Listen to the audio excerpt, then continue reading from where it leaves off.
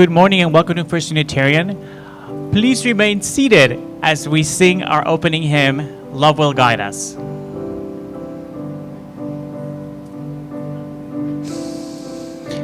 Love will guide us, peace has stride us, hope inside us will lead the way. On the road from greed to giving, love will guide us through the night.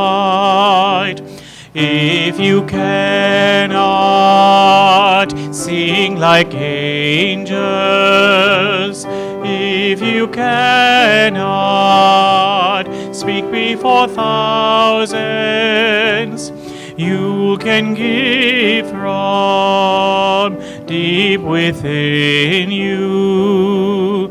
You can change the world with your love. Love will guide us, peace has tried us, hope inside us will lead the way. On the road from greed to giving, love will guide us through the night.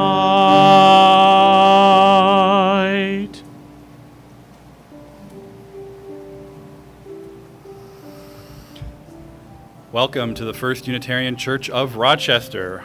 My name is Reverend AJ. I use he and him pronouns, and I'm one of the ministers that serves this congregation. Here at First Unitarian Church of Rochester. Shaking my nose, I'm like, really? Is that? Okay. Here at First Unitarian Church of Rochester, our mission is that through spiritual connection and community, we listen deeply to others and ourselves, we open to wonder and transformation, and we serve together with love and humility. Welcome to our summer worship setup. We're not outside under a tent, but we're up here in Gilbert Hall for the summer. Just a couple orientation things. The elevators that most of you probably came through are through that door there. There is also a stairwell and an exit right over there where the exit sign is. And back behind here in this little alcove corner, there are restrooms and a sink and that kind of thing, should you need that at any point during the service or afterwards. And the nursery is right back there in what we call room 201, so the little kids are not far away. And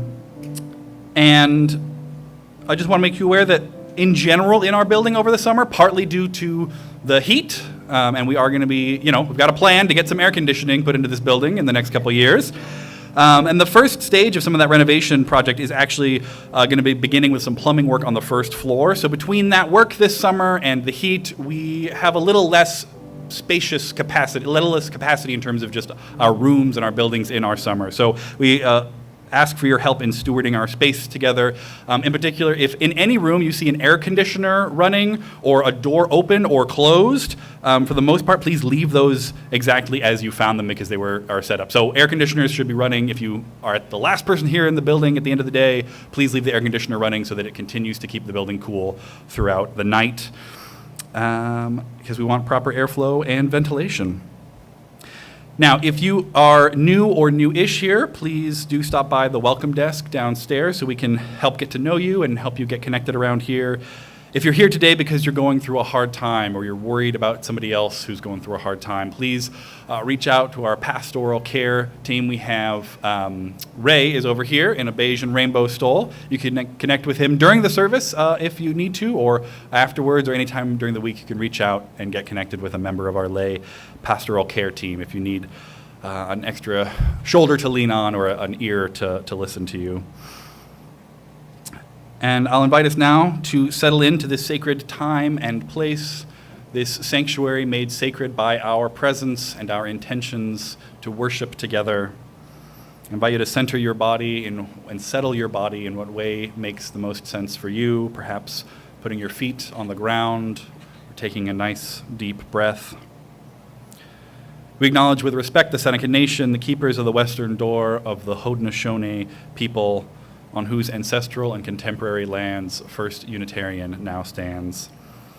And if you're joining us online, I invite you to light a chalice wherever you are, and I'll invite Ajamu, one of our worship associate emeriti, probably not using the correct Latin there, but one of our worship associates to light our chalice, but he'll need help from you all with the unison words. Life is a gift for which we are grateful. We gather in community to celebrate the glories and the mysteries of this great gift.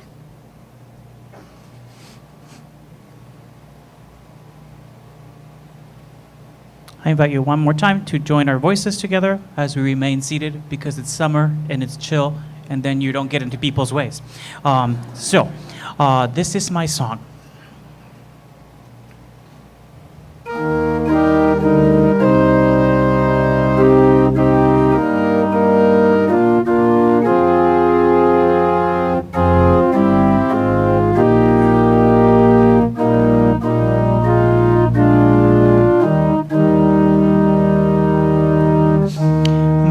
This is my song, O God of all the nations,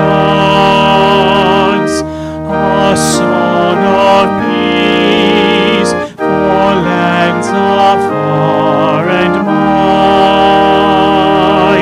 This is my home, a country where my heart is. Here are my hopes, my dreams, my holy shrine. But other hearts in other lands are beating with hopes and dreams as true and high as mine. My country's skies are bluer than the ocean,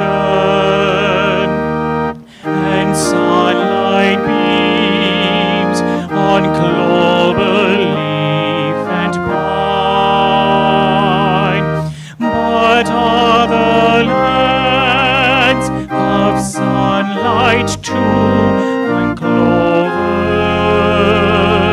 and skies are everywhere as blue as mine.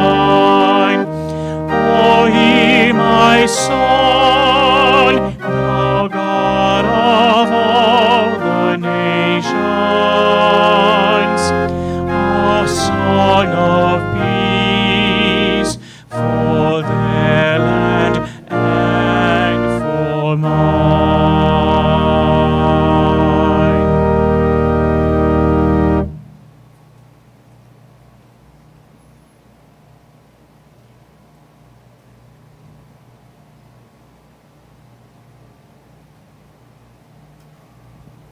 Good morning. Yesterday was huge, and I'm not referring to the 250th anniversary of the Declaration of Independence. Yesterday was huge because I finally got a much anticipated trip to the barbershop.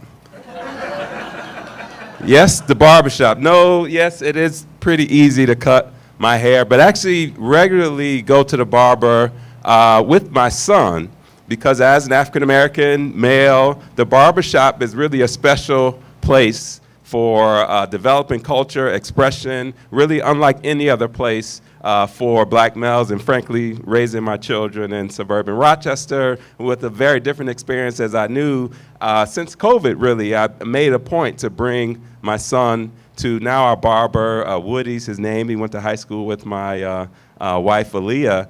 But this yesterday was really important because not only was my son there and I was there, but my father, who just a year and a half ago moved to Rochester finally got to join us there. I've been telling him, you got to meet Woody, you got to go to this barbershop. The atmosphere there is so dynamic. And so my father finally came to the barber, and as anticipated, my dad, Moses's name, and Woody got into just an epic conversation. At some point, I interrupted and said, Woody, I should have known, but I should have been recording today. I've already learned things that I hadn't known in almost 50 years of life with my dad about myself and my family. And one thing in particular, one epiphany, was actually sparked by Woody, who, whereas his dad is from Ghana and my dad has some connections there, but his mother, African-American, generations in Rochester, but hailed from a town called Kingstree, South Carolina. And when he said that, my dad interrupted and said, Kingstree, South Carolina? We have a connection to Kingstree, South Carolina, and our family. And I didn't know about Kingstree. I knew about other towns in South Carolina, the Pearsons, but apparently his aunt married a gentleman who owned the black newspaper of that town of Kingstree, South Carolina. And and the fascinating thing that Woody shared, so we had this connection, and this is barbershop math, but what Woody shared is that of all the African Americans in Rochester, and I'm a transplant to Rochester, so about 80% of African Americans in Rochester come from two towns in the south of the US. One is Sanford, Florida, the other is Kingstree, South Carolina. And according to Woody, 80% of that 80% come from Kingstree, South Carolina. And so and so he committed to, my dad, he and I will go and meet some of his uncles and get a sense of our way back family connection. But here, I've been here more than a decade in this community, committed to this community as a transplant, investing in this community, including the African American community, and to find that I've got this deep, long-standing potential connection to the African American community of Rochester was just fascinating. And isn't this why we come to church? Because we all have deep and vast connections that we aren't even often aware of to each other. And when we come here, we get to discover those connections, we delight in those connections, and we celebrate those connections with each other. And instead of greeting each other, we're going to go out to the story. But thank you all. So.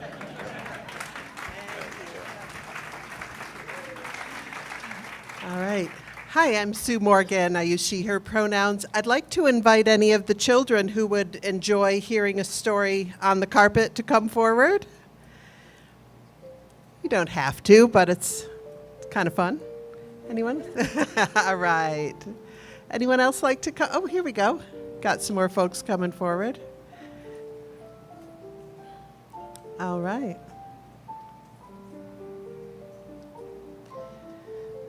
All right. And a hedgehog, too.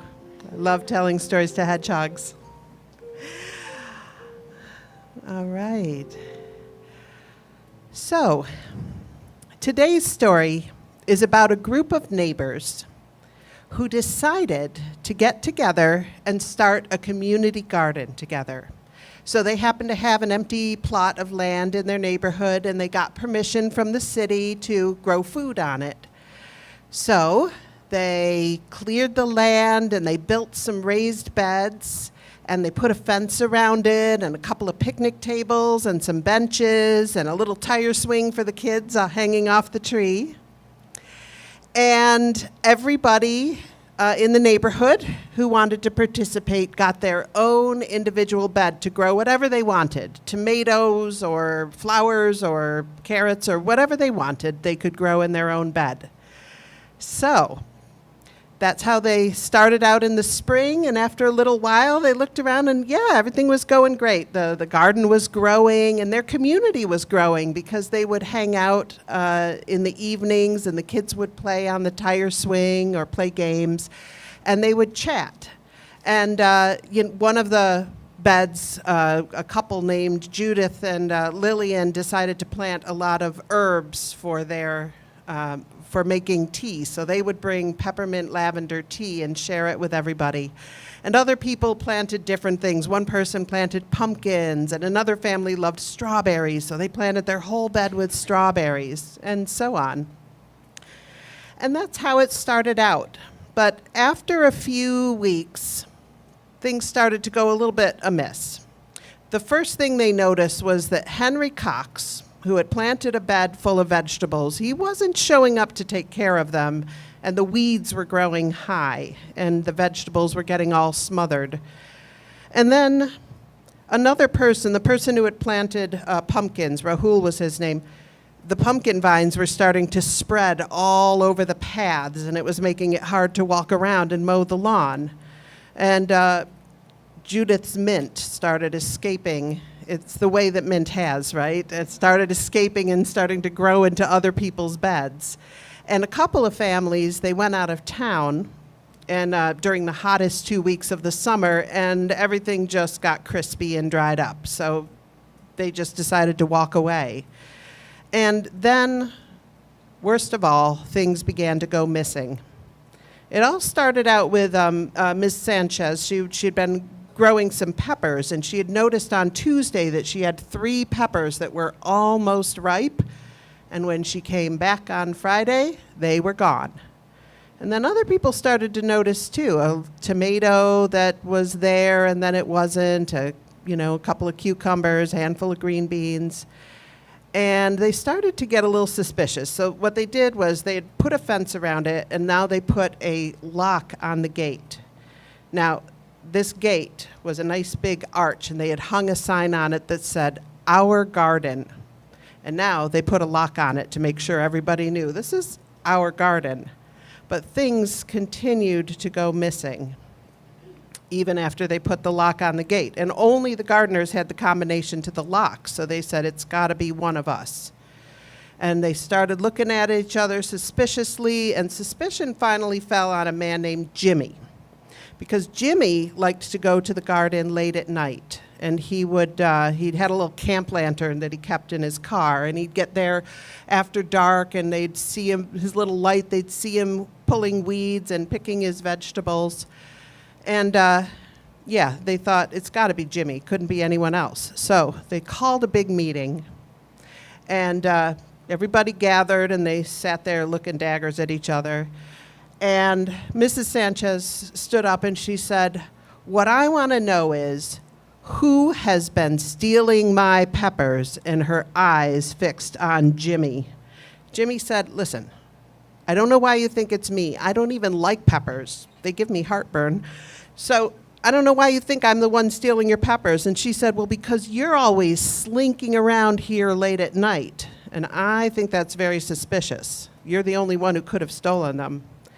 Jimmy said, "Listen, the reason I show up at night is because, I work as a nurse up at the hospital, and we're really short-staffed, so I've been picking up extra shifts. And I haven't been getting out till 8 o'clock, so I stop by the garden. It's just a nice way to calm down and have a little peace and quiet after a 12-hour shift at the hospital. It's my happy place." And she said, "Well, it was my happy place, too, before somebody started stealing my peppers." And someone else said, "Yeah, it was my happy place too before Bob built a cucumber trellis that was 4 feet high that started shading out my tomatoes." "Well, it was my happy place too," said Bob, "before Judy's mint started invading my asparagus patch." And so on and so forth. They all had a reason why it had been their happy place, but something their neighbors had done or not done was starting to affect them. Jimmy said, "Listen, I didn't want to say anything, but I think I know who's taking the vegetables. The other night, I was bending down weeding, and I happened to notice my next-door neighbor, Anna. She had her hands on the gate, and it looked like she was getting ready to climb over. But the thing is, I know Anna lost her job recently, and she has a family to feed, so I just thought, well, I can spare a few tomatoes." And the other people thought about it and realized, yeah, the loss of a cucumber or a couple of peppers wasn't really going to make their lives worse. So what they decided to do was put a big cooler outside of the gate, and anytime they had a little extra of this or too many of that, they would put their extra food into the cooler, and they put a big sign on it saying, "Free food, help yourself." And from that time on, no more food went missing. And eventually they decided, let's take the lock off the gate. That winter, they all got together and talked about the garden and their experience. And here's what they decided to do. Instead of having individual plots, places that might have well have been labeled "my garden, keep out," they decided that they would grow things together. They made a big list of what everybody enjoyed, and they figured it out. So this bed would only grow cucumbers, and they'd make sure it wasn't shading the bed what grew to the tomatoes. And Judy's mint went into a pot, so it couldn't escape. And they planned out the garden, and they worked together. And that way, nobody's garden fried up because they had a plan for watering when somebody went out of town. And nobody's garden got overgrown with weeds when they broke their foot, which is what had happened to Henry Cox. And once again, they all gathered at the picnic tables and drank lavender mint tea, and it brought the community together. And at the end of the season, they had a great big harvest party that everyone was invited to. Jimmy made sure Anna and her kids got to go too. And Lillian unveiled a new sign for the garden. It said, "Everyone's garden, our happy place." May this story unfold in your hearts until we are together again.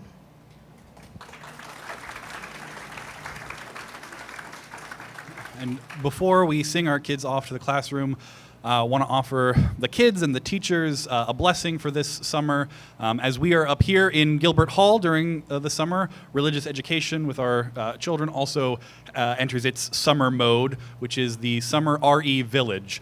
Because, of course, it takes a village to raise a child, and we have a lot of children. And so we need a large village. And so many different groups, adult spiritual development groups, social justice groups, social justice ministries, and other individuals are taking turns, taking different Sundays to engage with the kids and lead them. And believe today they're starting with the drum circle group is leading them in some drumming. So to the kids and to the teachers and to all of us, may this be a summer of learning, of connection, of delight, of building community and growing into the people that we all want to be. May it be so, and please join us now in singing out our children to their adventures.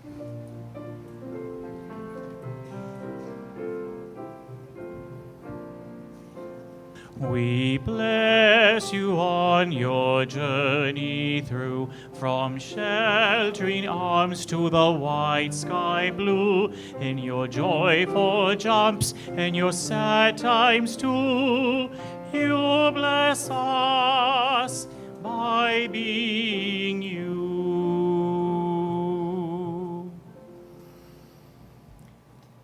I invite you now into the spirit of meditation, reflection, and prayer. I invite us again to settle our bodies and take that steady breath and join with me in holding a few moments of silence together.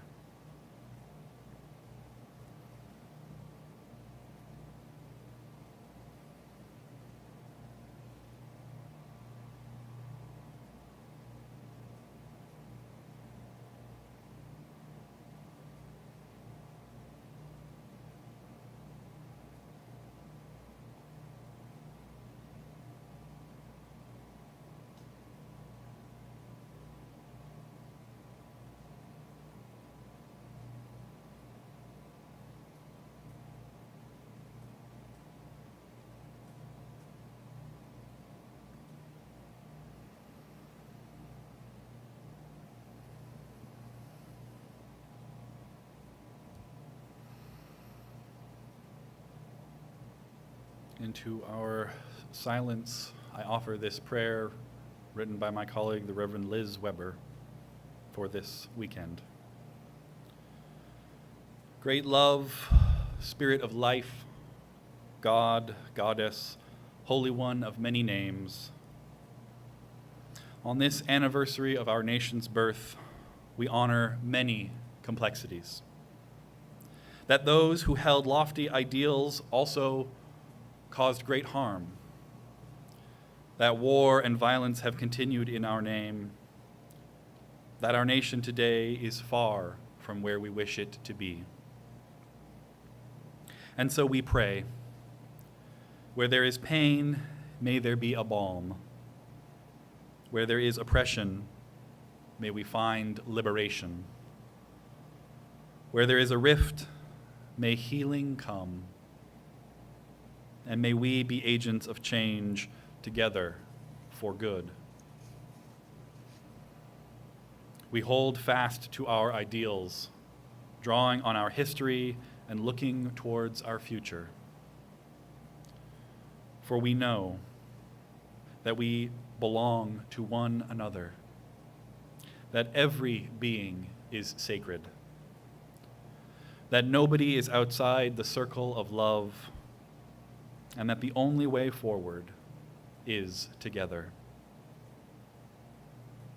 As we give thanks for being together, we offer this blessing. May everyone have enough. May our grief and hope spur us towards justice. May we carry forward the gift of community, honoring our interdependence. And may we continue on the path of justice and liberation. May it be so. Amen. And blessed be. We enter now into ritual to bring what is on our hearts and to lay it on the altar of community and spirit.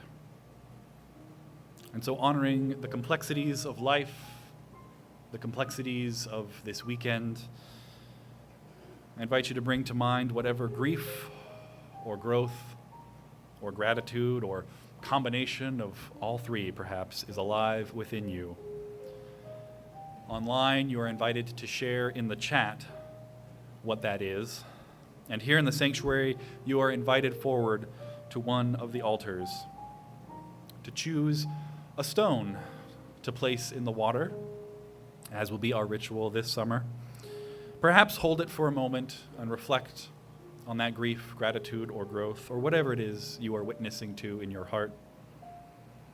And then drop the stone into the vessel of water. If you would like an usher to bring a stone to you, please simply raise your hand. May we now come forward and share in this ritual of community care and witness to one another's hearts.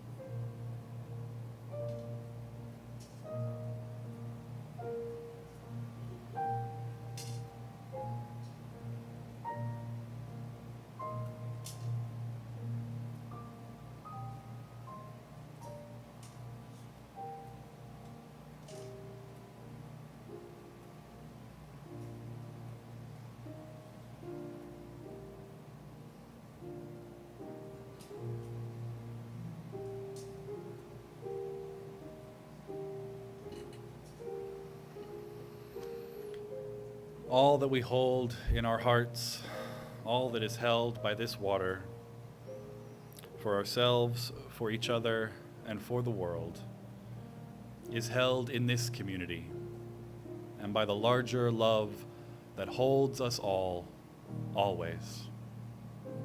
Amen, Ashe, and blessed be.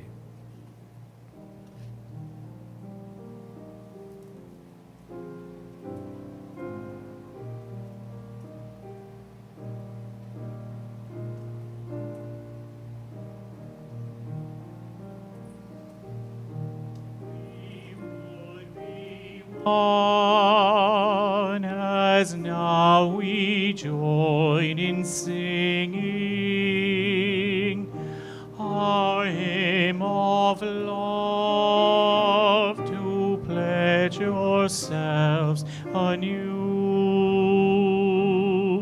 to that high cost of greater understanding of who we are and what in us is true.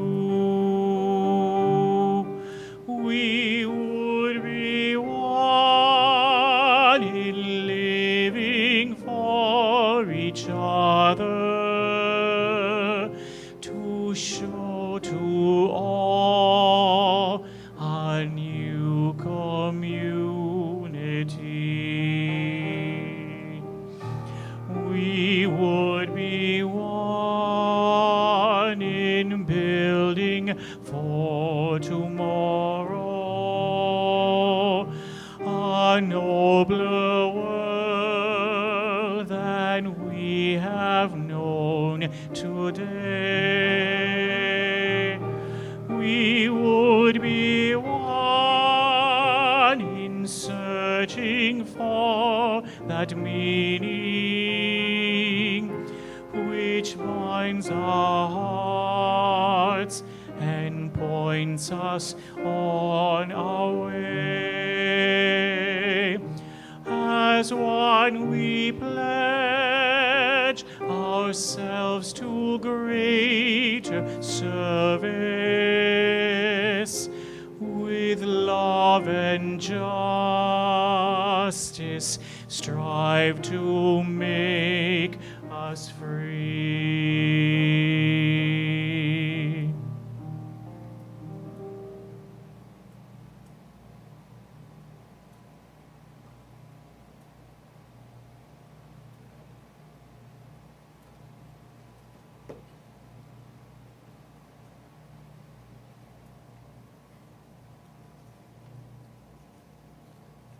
All that our church is and all that our church does is made possible by the time, talent, and treasure that we give to our shared mission. Members and friends support this congregation financially through recurring giving and on Sundays. We also give through our shared collection. As part of the spiritual practice of generosity, 50 cents of every dollar given now to our offering will go to WAVE Women, Inc. WAVE is an affirming and safe space working to empower, support, encourage, inspire, and to create mutual aid and community resources for transgender and gender nonconforming individuals of color in our community. Using Church Center is the easiest way to give, but if you aren't set up with the app yet, you can also give by texting GIVE, the letters GIVE, and the amount you would like to give to the number shown on the screen, or in the offering baskets that will now be passed around. In the spirit of abundance and generosity, the offering will now be given and humbly received.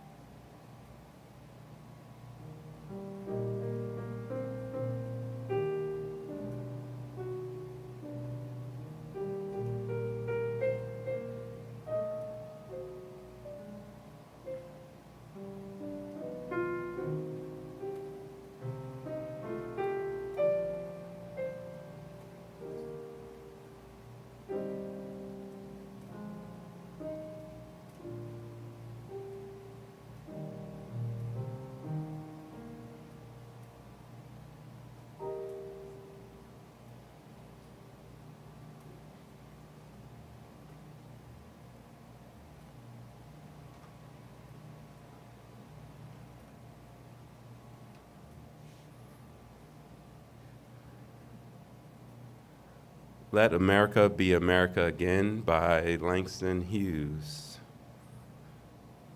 Let America be America again. Let it be the dream it used to be. Let it be the pioneer on the plain, seeking a home where he himself is free. America never was America to me. Oh, let my land be a land where liberty is crowned with no false patriotic wreath, but opportunity is real and life is free. Equality is in the air we breathe.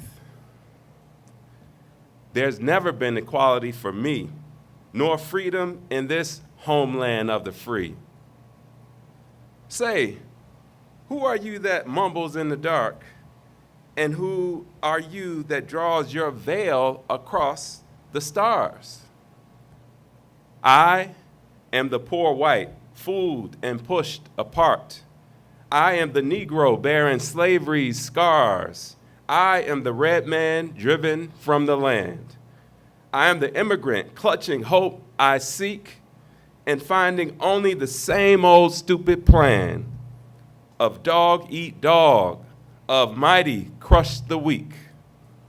I am the young man full of strength and hope, tangled in that ancient endless chain of profit, power, gain, of grab the land, of grab the gold, of grab the waves of satisfying need, of work the men, of take the pay, of owning everything for one's own greed. I am the farmer, bondsman to the soil. I am the worker sold to the machine. I am the Negro, servant to you all. I am the people, humble, hungry, mean, hungry yet today, despite the dream, beaten yet today, oh pioneers. I am the man who never got ahead, the poorest worker bartered through the years. Yet I'm the one who dreamt our basic dream. In the old world, while still a serf of kings, who dreamt a dream so strong, so brave, so true, that even yet its mighty daring sings in every brick and stone, in every furrow turned, that's made America the land it has become. Oh, I'm the man who sailed those early seas in search of what I meant to be my home. For I'm the one who left dark Ireland's shore and Poland's plain and England's grassy lea. And torn from black Africa's strand, I came to build a homeland of the free. The free? Who said free? Not me. Surely not me. The millions on relief today, the millions shot down when we strike, the millions who have nothing for our pay, for all the dreams we've dreamed, all the songs we've sung, and all the hopes we've held, and all the flags we've hung.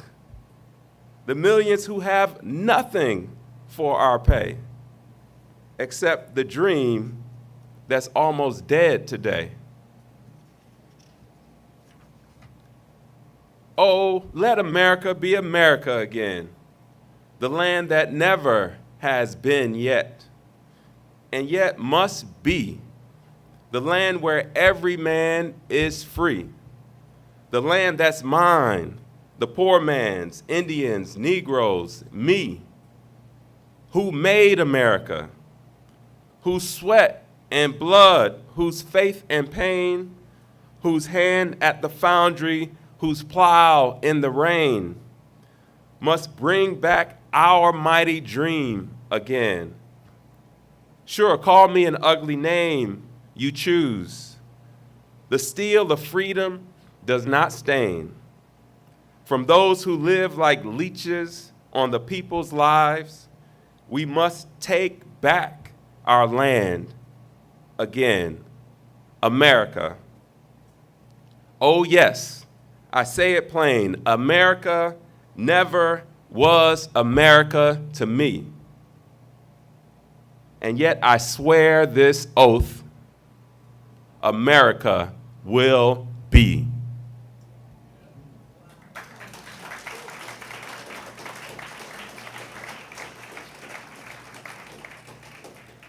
Out of the rack and ruin of our gangster death, the rape and rot of graft and stealth and lies, we, the people, must redeem the land, the mines, the plants, the rivers, the mountains, and the endless plain.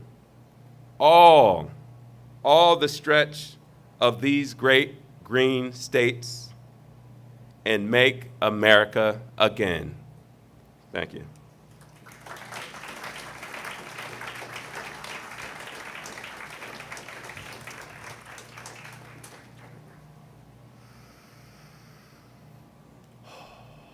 Just want to take a moment to absorb those words in that poem. Thank you, Ajamu.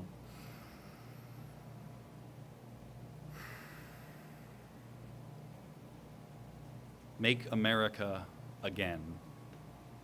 Let America be America. It's a powerful call to reclaim the promise of America from those who have warped it to enrich only themselves.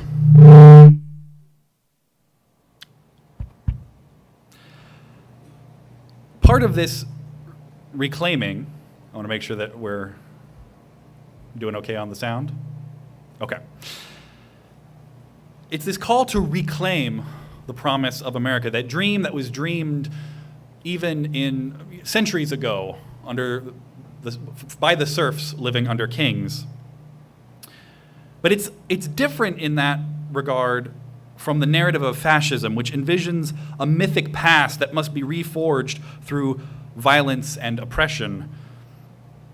In contrast to that, Hughes identifies this dream as an ancient one from the old world that has never yet been fully realized, and certainly never yet realized for all people. And perhaps it was never even really promised.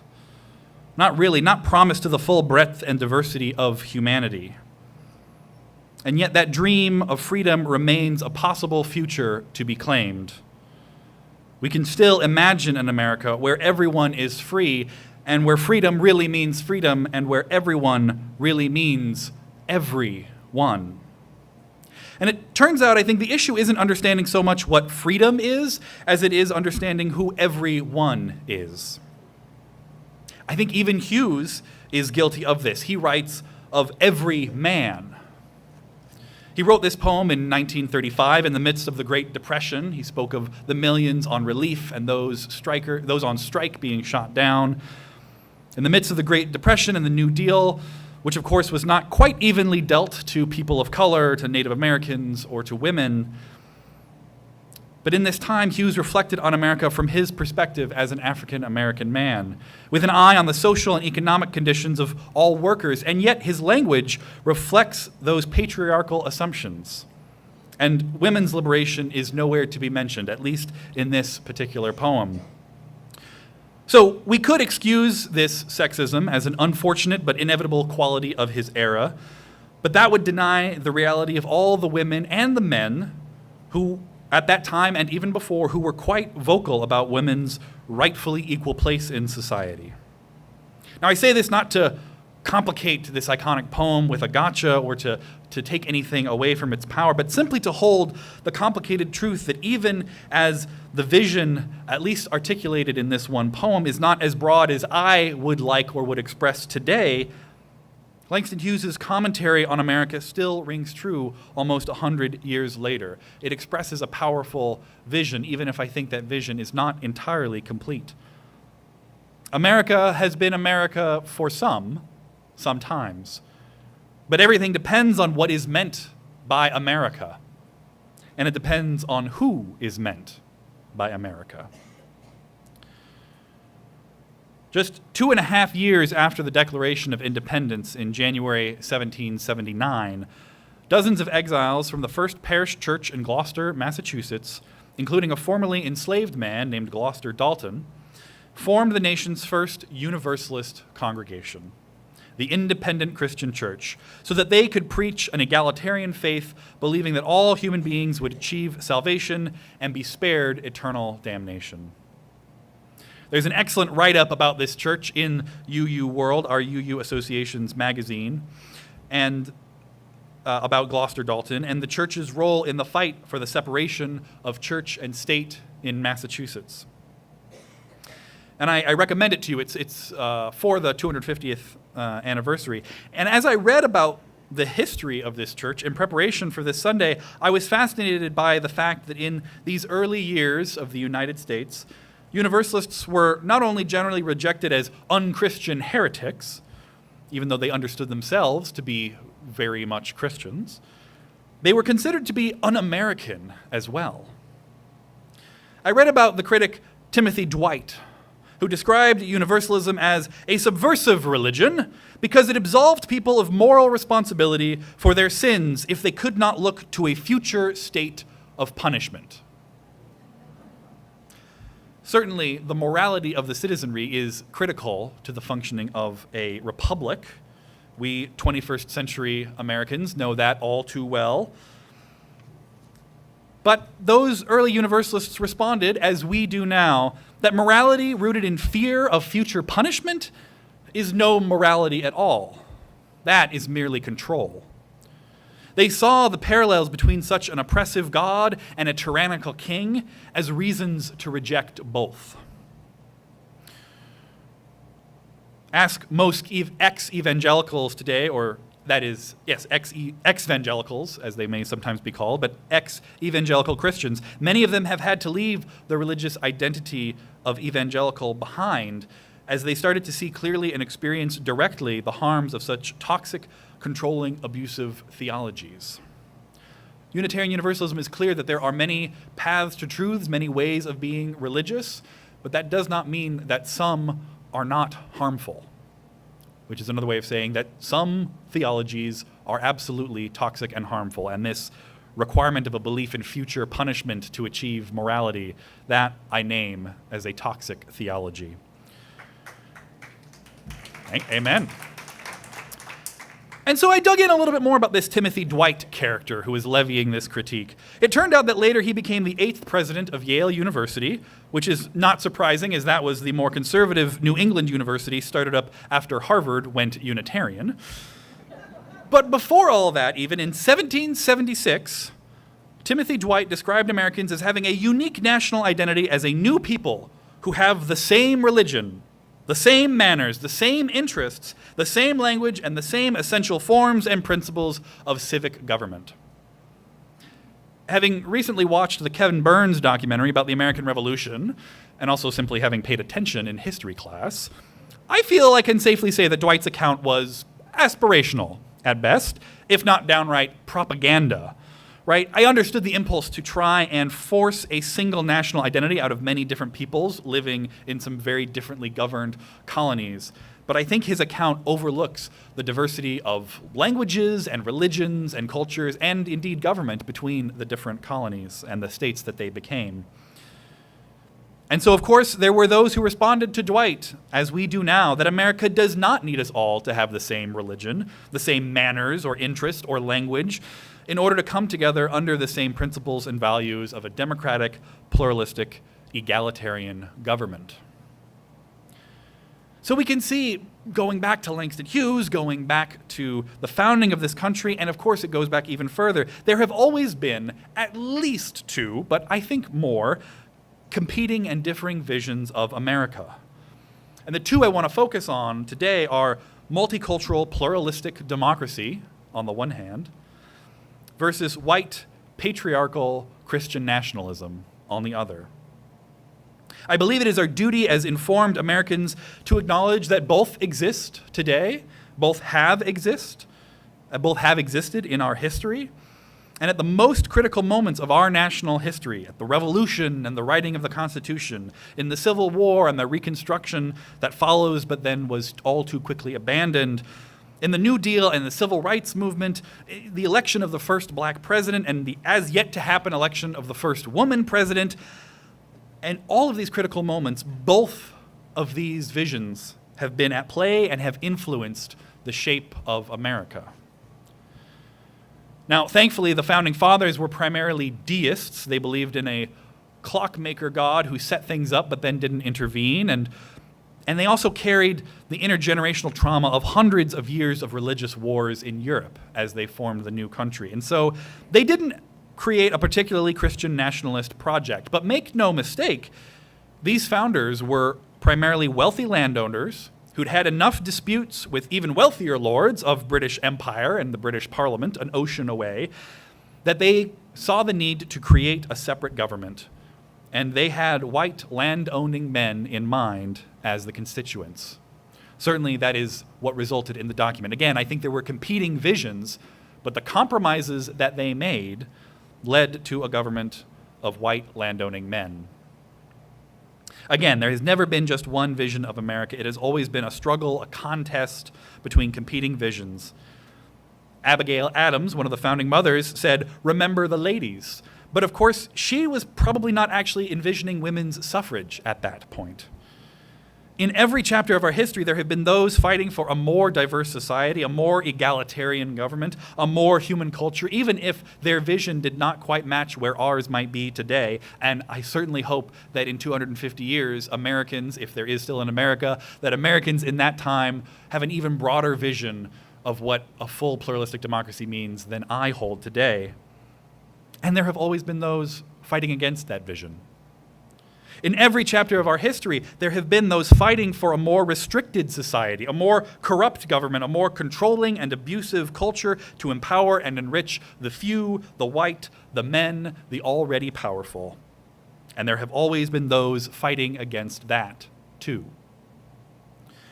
Again, the fullest nuances are, of course, more complicated than a simple binary power struggle between these two visions. But on this semi-quincentennial of the birthday of our nation, we are called to say things simply and plainly, to say it plain, as the poet commands us. I believe it is our duty as Unitarian Universalists to stake our claim on one of these visions. I believe Unitarian Universalist shared values are clear about which side of this fight our faith calls us to be on. Our faith calls us to side with love. Our shared values include justice, pluralism, equity, and interdependence. And as people of faith, that affirm the countless different ways of being religious, we must clearly and proudly denounce Christian nationalism as we would any form of religious nationalism or nationalism of any kind. Our belief in the inherent worth and dignity of every person and the interdependent web of all life demand not only a system of government, but the faithful leadership and execution of that government to provide for the welfare for all people, excluding and exploiting none in the process. And we are ever challenging ourselves to expand what we think all people really means, and really challenging ourselves to live that out, even when it becomes difficult or inconvenient or frightening to do so. And I do believe that the preponderance of evidence supports the conclusion that most Americans are more in agreement with our vision than with the Christian nationalist vision. But the powers of propaganda and voter suppression are strong, and right-wing extremists are organized, well-funded, and all too well-positioned at this point in history in the halls of power. The reality of this level of coordination was made clear to me earlier last month by the Reverend Sarah Lawal, my colleague at the Boise Unitarian Universalist Fellowship. She delivered the annual Berry Street essay as part of the annual UU Association's General Assembly.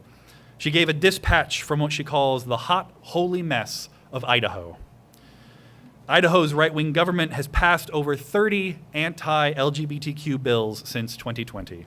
They have enacted the most heinous and restrictive bathroom bill in the country, and their governor signed it into law the night before Trans Day of Visibility, an intentional act of cruelty. Reverend Lawal reports that the legislature also targets undocumented immigrants, the medically vulnerable, the houseless, the disabled, the poor, instead of spending their time to do anything to actually help their communities thrive. She traces the history of how and why Idaho has been a haven for white supremacists who fled integration and the civil rights movement, how these white supremacists have founded churches with regressive, toxic theologies, who espouse reprehensible beliefs like the idea that chattel slavery is not only biblical, but it wasn't as bad as the history books make it sound, or the idea that we should have household voting instead of individual voting, which is simply a euphemism for the disenfranchisement of women. Reverend Lawal calls Idaho a proving ground, or perhaps even more accurately, a battleground, for the Christian nationalist mission to remake cities, states, and ultimately the entire country into a Christian theocracy. I was personally struck when Reverend Lawal pauses and talks about how she's worked hard to try and purge her own ways of talking of violent language and the metaphors of war, the idea of enemies, because she values peace and nonviolence as so many of us do. But she has had to become clear-eyed about the situation. She is doing liberal religious ministry behind enemy lines. One of these prominent Christian nationalists, Doug Wilson, who of course, as you may know, is the Secretary of Defense Pete Hegseth's pastor, refers to his mission as a civil war. Christian fascists calling themselves warriors for Christ have so eagerly adopted the language of war and have declared war against the vision of a multiracial, pluralistic democracy. Reverend Lawal cites how the President of the United States recently designated the trans community and its allies as one of the most concerning terrorist threats, and detailed a counterterrorism strategy that ends with the words, and this is difficult to hear, "We will find you and we will kill you." So the metaphor of war is really the language that accurately describes what it's like for Reverend Sarah Lawal to live under the oppressive thumb of Idaho's state government and of being subject to their constant assaults. I could go on, but I encourage you to look up the Berry Street essay on YouTube and watch this for yourself. Reverend Lawal, of course, also lists all the acts of resistance and joyful resistance that her church has committed. And she speaks powerfully about living authentically and ministering authentically during these times of unraveling, when everything is falling apart, not only in the nation and in her state, but in her local community and her own personal life. All of these struggles are intertwined. So I might have been surprised that such a dispatch from behind enemy lines would end up being such a pastoral and intimate and tender and inspiring speech, except that I have seen again and again how Unitarian Universalism calls us to a fierce and tender love at the center.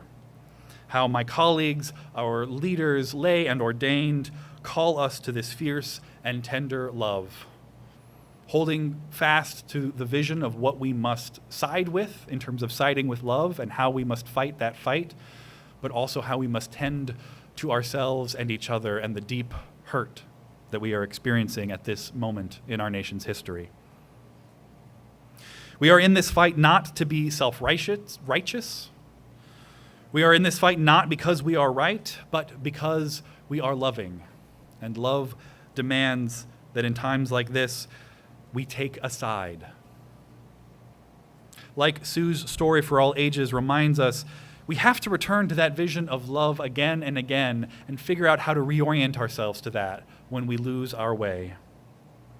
Competing visions for the future, perhaps not as drastic as those in polarized American politics, but competing visions can crop up in any community, in any relationship, regardless of how good our intentions or our plans are at the start. When we work together in the messy reality of human relationships trying to tend to our own gardens, we sometimes find the friction of our personalities, our preferences, our lived experiences, our mistakes. These drive us more to frustration and scarcity and suspicion than to open and listening compassion that our faith calls us to. But if we recognize with clear eyes the competing visions for America, the competing visions in our own communities, and name them for what they are, and put in the blood, sweat, and tears to strengthen those visions that are born out of love as much as we can, for as long as we can, then we might make America America. Not again, necessarily, but perhaps for the first time.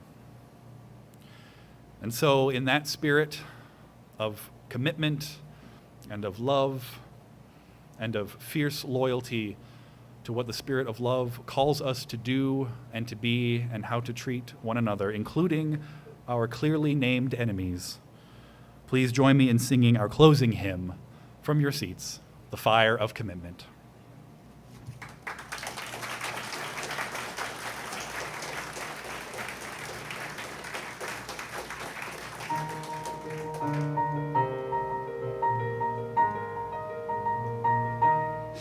From the light of days remembered burns a beacon bright and clear, guiding hands and hearts and spirits into faith set free from fear. When the fire of commitment sets our mind and soul ablaze, when our hunger and our passion meet to call us on our way, when we live with deep assurance of the flame that burns within, then our promise finds fulfillment and our future can begin.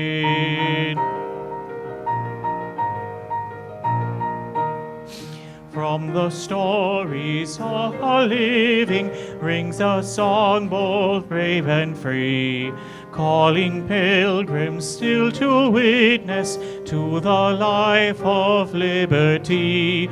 When the fire of commitment sets our mind and soul ablaze, when our hunger and our passion meet to call us on our way, when we live with deep assurance of the flame that burns within, then our promise finds fulfillment and our future can begin.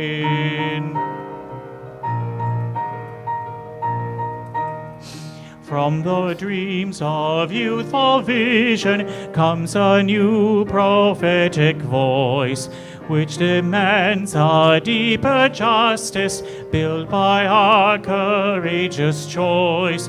When the fire of commitment sets our mind and soul ablaze, when our hunger and our passion meet to call us on our way, when we live with deep assurance of the flame that burns within, then our promise finds fulfillment and our future can begin.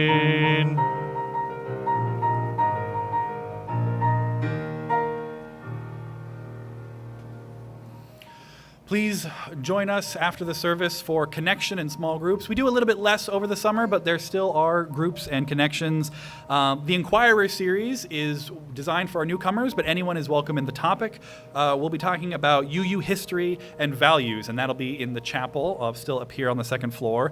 Adult Our OWL, or Our Whole Lives, our lifespan sexuality and faith education curriculum, is holding a summer sampler over the summer. So Adult OWL is gathering this Sunday.